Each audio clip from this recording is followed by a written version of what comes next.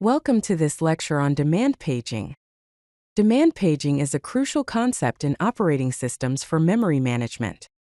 In this presentation, we're going to explore how demand paging works, its advantages, and some of the challenges it presents. Demand paging, loading pages only when needed. This is a part of operating systems memory management. So, what exactly is demand paging?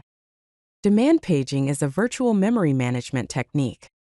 Pages are loaded into memory only when requested. This reduces initial loading time and memory usage. Demand paging allows running programs larger than physical memory. The core principle is to bring pages into memory only when needed. Let's walk through the basic mechanism of demand paging. Step 1. A process attempts to access a page that is not currently in memory. Step 2. The central processing unit generates a page fault, which is a trap to the operating system. Step 3. The operating system suspends the process. Step 4. The operating system locates the required page on the disk. Step 5. The operating system loads the page into a free frame in the memory. Step 6. The operating system updates the page tables to reflect the new page location. Step 7. The operating system restarts the process at the instruction that caused the page fault. Let's delve into page fault handling. A page fault occurs when a process tries to access a page that isn't in the memory. A valid-invalid bit in the page table indicates whether a page is in memory or not. Page fault handling is transparent to the user process. If there are no free frames available, a page replacement algorithm is used. After loading the required page, the page table is updated, and the process resumes its execution. Here is the pseudocode: void page_fault_handler. Find the location of page on disk. Page_address is equal to find_page_on_disk, and faulting_address. Find a free frame in memory. Frame is equal to get_free_frame. If frame is equal to null, no free frames, use page replacement. Frame is equal to select_victim_frame. Write to disk if dirty, write_to_disk_ if dirty frame. Load the page into the frame, load_page, page_address frame. Let's analyze the performance of demand paging. The most important metric here is the effective access time. Effective access time is equal to 1 minus p multiplied by memory access time plus p, multiplied by page fault time. P is the probability of a page fault, ranging from 0.0 to 1.0. Memory access time is typically between 100 and 200 nanoseconds. Page fault time is the time it takes to handle a page fault. Page fault time is largely determined by the disk input-output, which usually takes between 8 and 20 milliseconds. The page fault rate has a significant impact on the performance. A 0.1% page fault rate can slow down the system by a factor of 10. Locality of reference helps in reducing page faults. The working set must fit in the physical memory to ensure good performance. Now let's discuss page replacement algorithms.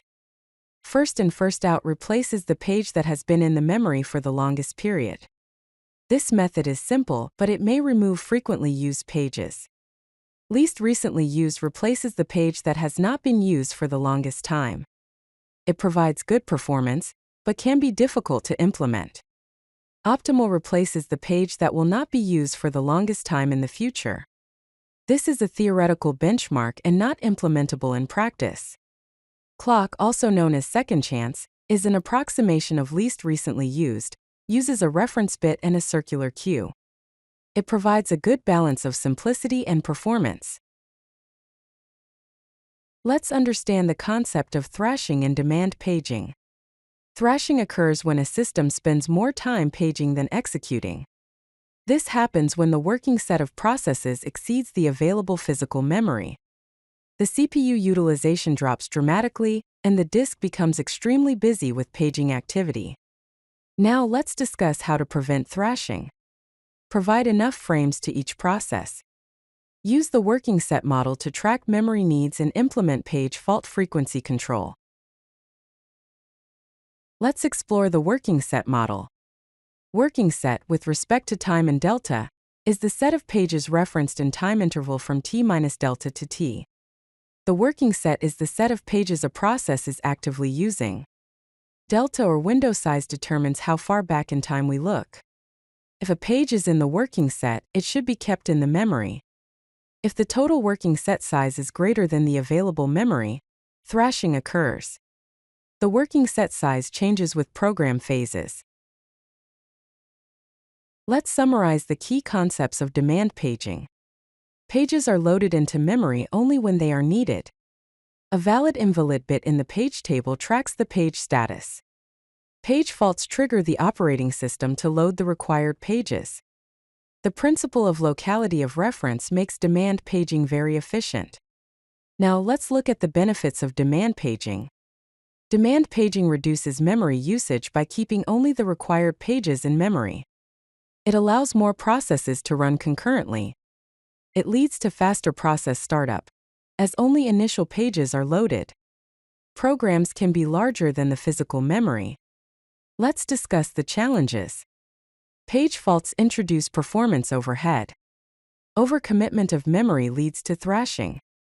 Efficient page replacement algorithms are needed, and memory allocation must be balanced between the processes. Let's talk about modern implementations. All modern operating systems use demand paging, in combination with page replacement algorithms such as least recently used in clock. The working set model is used to prevent thrashing, and pre-paging is done for performance optimization. Demand paging is a fundamental technique that enables efficient virtual memory management. If you like this video, hit that like button and don't forget to subscribe. Visit codelucky.com for more such useful content.